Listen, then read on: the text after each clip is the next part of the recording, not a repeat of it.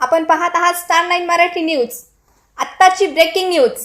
पंचतळा या ठिकाणी जिल्हाधिकारी राऊत साहेब आणि डेप्युटी कमिशनर संदीपजी गिर साहेब उपस्थित राहिल्यामुळे आणि त्यांनी दिलेल्या आश्वासनामुळे अंत्यविधीचा मार्ग मोकळा झालेला आहे।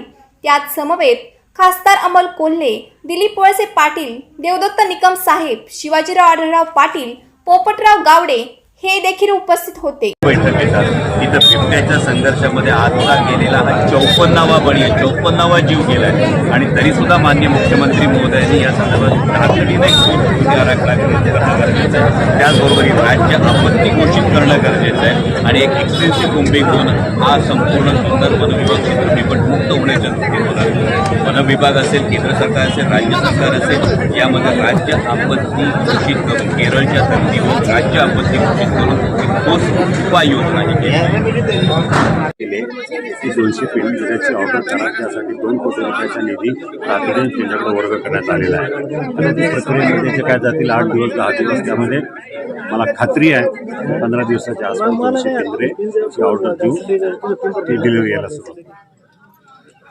तर त्या दृष्टीने आपण पावलं टाकायला सुरुवात केलेली आहे। मी केंद्रीय वनमंत्र्यांची बैठक घेण्याच्या दृष्टिकोनातून अजितदादाशी पण बोलायचा संपर्क केला, प्रयत्न केला, पण अजून त्यांचा माझा संपर्क झाला नाही।